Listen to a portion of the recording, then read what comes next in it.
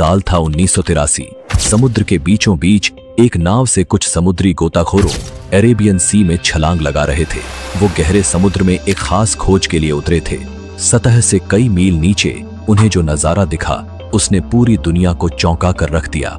एक विशाल नगरी मानो आज के किसी आधुनिक शहर की तरह समुद्र के भीतर बसी हुई हो। ऊंची ऊंची दीवारें, सड़कें, मूर्तियां, महल और एक पूरा सुव्यवस्थित शहर। इस अद्भुत नगरी को देखकर सभी गोताखोर अवाक रह गए। जब उन्होंने वहां से पत्थरों के नमूने इकट्ठा किए और उनकी जांच की तो एक रहस्य सामने आया। ये पत्थर महाभारत के समय के थे। यह वही नगरी थी जिसके बारे में महाभारत में भी उल्लेख मिलता है। यह है कहानी भगवान श्री कृष्ण की पवित्र नगरी द्वारका की। यह वही स्थान है जहां कभी श्री कृष्ण ने अपनी सत्ता की नींव रखी थी, जहां का हर कण उनकी लीलाओं का साक्षी रहा है। आज वहां केवल समुद्र की लहरों का शोर सुनाई देता है, लेकिन यह नगर जो कभी नदी और अरब सागर के संगम पर बसा था, आज भी श्रद्धालुओं के लिए एक देवभूमि के रूप में पूजनीय है।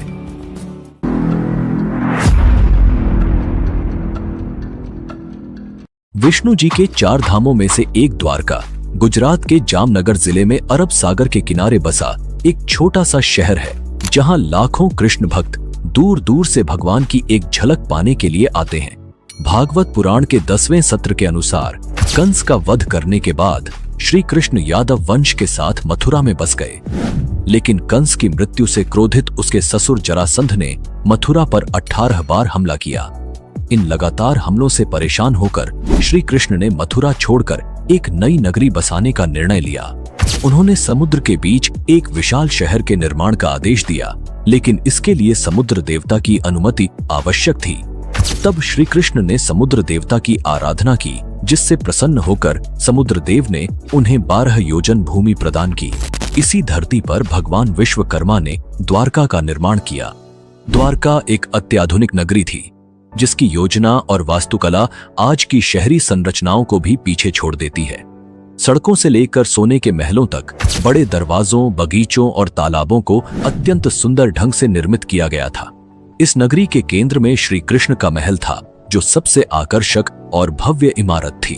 जब द्वारका का निर्माण पूरा हो गया, तब श्री कृष्ण ने अपनी योग माया से पूरे यादव वंश को मथुरा से द्वारका ले आए। इसके बाद उन्होंने मथुरा जाकर जरासंध और कालयवन से युद्ध किया और विजय प्राप्त करने के बाद द्वारका लौटकर अपने परिवार के साथ सुख समृद्धि में जीवन व्यतीत करने लगे।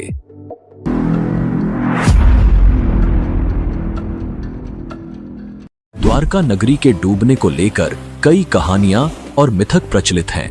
महाभारत के अनुसार श्री कृष्ण ने महाभारत के युद्ध में पांडवों का साथ दिया, जिससे कौरवों की हार हुई। परंतु कौरवों की इस हार से दुखी गांधारी ने क्रोध में श्री कृष्ण को श्राप दे दिया कि जैसे कौरवों का वंश नष्ट हुआ, वैसे ही यदुवंश भी समाप्त हो जाएगा।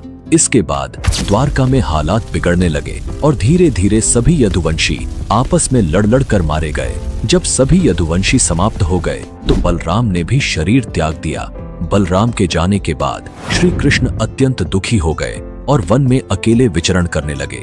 एक दिन वे एक पेड़ की छांव में बैठकर गांधारी के श्राप के बारे में सोचने लगे। उसी समय जरा नामक एक शिकारी ने दूर से श्री कृष्ण के पैर के अंगूठे को हिरण का मुख समझकर तीर चला दिया।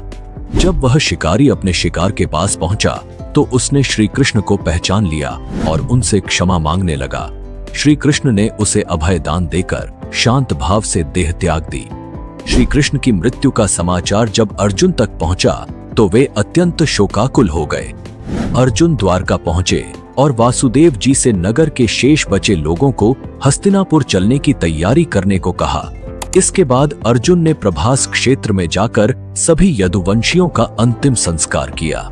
अगले दिन वासुदेव जी ने भी प्राण त्याग दिए और उनका भी अंतिम संस्कार किया गया। अर्जुन ने द्वारका से शेष बचे स्त्रियों और बच्चों को लेकर नगर छोड़ दिया। जैसे ही वे लोग द्वारका से निकले, पूरी नगरी और उसका राजमहल समुद्र में समा गए।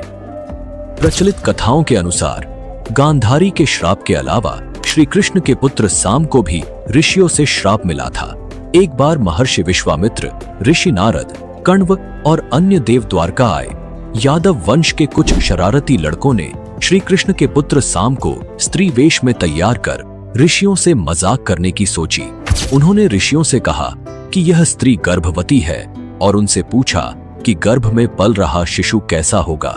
ऋषियों ने उनका उपहास देखकर क्रोधित होकर श्राप दिया कि इस स्त्री के गर्भ से एक मुसल जन्म लेगा जिससे पूरे यदुवंश का विनाश होगा।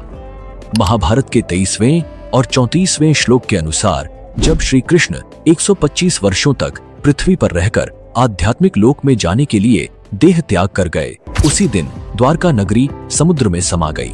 यही वह समय था जब कलयुग का आरंभ हुआ। समुद्र के देवता ने एक बार फिर से उस भूमि को वापस ले लिया, द्वारका को डुबो दिया, परंतु भगवान श्री कृष्ण का महल बचा रहा।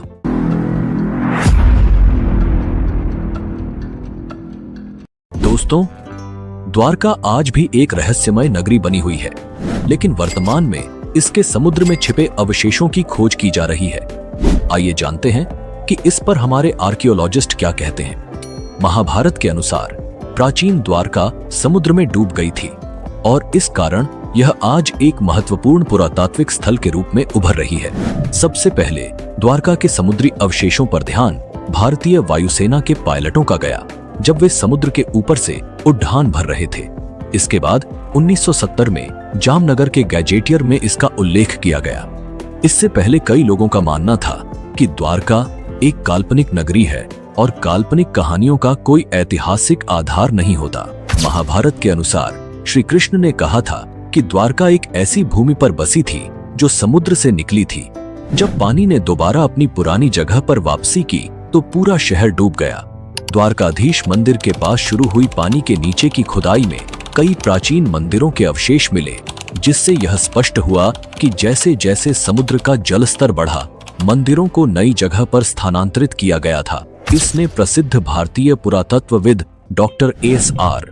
राव को प्रेरित किया कि समुद्र के किनारे खुदाई की जाए, जिससे पता लगाया जा सके कि इस डूबे हुए शहर के असली प्रमाण मिल सकते हैं या नहीं।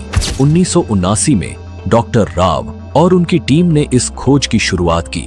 उन्हें महाभारत की तिथि और इसके ऐतिहासिक प्रमाणों के संदर्भ में उभर रहे विवादों ने द्वारका के अनिश्चित उत्खनन के लिए प्रेरित किया। खोज के दौरान समुद्र की गहराइयों में द्वारका के महत्वपूर्ण अवशेष मिले, जिनमें 560 मीटर लंबी दीवार भी थी, जो महाभारत में वर्णित द्वारका की दीवार से मेल खाती है। पौराणिक ग्रंथों में उल्लेखित 50 खंभों में से करीब 30 खंभे इस खोज में पाए गए। इसके साथ ही उन्हें वहां से कई प्राचीन बर्तन मिले, जिनकी तिथि 1528 से लेकर 3000 ईसा पूर्व के बीच मानी जाती है। खोज में करीब 500 से अधिक प्राचीन वस्तुएं प्राप्त हुईं, जिनमें पत्थर के ब्लॉक, खंभे और सिंचाई प्रणालियों के अवशेष शामिल थे। हालांकि इन खोजों की वास्तविक तारीख को लेकर विवाद जारी है, परंतु यह सबूत इस बात की पुष्टि करते हैं कि द्वारका कोई काल्पनिक नगरी नहीं थी, बल्कि वास्तव में मौजूद थी।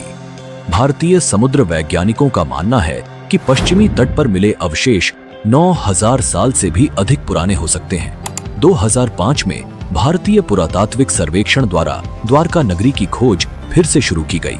2007 में कच्छ की खाड़ी के पास पुरातत्व विशेषज्ञों ने नौसेना के गोताखोरों की मदद से समुद्र के भीतर उत्खनन किया। वहां से उन्होंने चूना पत्थरों के खंडों को खोजा, जो एक विशाल और समृद्ध नगरी के संकेत थे। इसी खुदाई में सिक्के और कलाकृतियां भी मिली, जिनकी तारीखें समुद्र में मिले अवशेषों से मेल खाती थीं। पुरातत्व विशेषज्ञों के अनुसार द्वारका के तटीय इलाकों में 9 किलोमीटर लंबी एक प्राचीन नदी भी खोजी गई, जिसके किनारे प्राचीन सभ्यता के अवशेष और शिल्प पाए गए।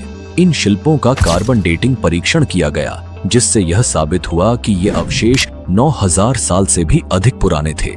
समुद्र के भीतर मिले शिल्पों ने यह भी संकेत दिया कि द्वारका एक प्राचीन बंदरगाह था, जो 15वीं से 18वीं शताब्दी तक भारतीय और अन्य क्षेत्रों के साथ व्यापारिक संपर्कों में सक्रिय भूमिका निभाता था।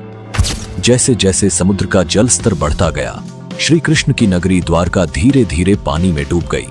लेकिन सवाल यह है कि समुद्र का स्तर तो धीरे धीरे बढ़ता है, फिर महाभारत के महाप्रस्थानिका पर्व के अनुसार अर्जुन की आंखों के सामने कैसे एक ही पल में विशाल लहरें द्वारका को अपने बहाव में समेट ले गईं। आज भी कई लोग महाभारत, रामायण, भगवान विष्णु के अवतार और अन्य पौराणिक कहानियों को मिथक मानते हैं।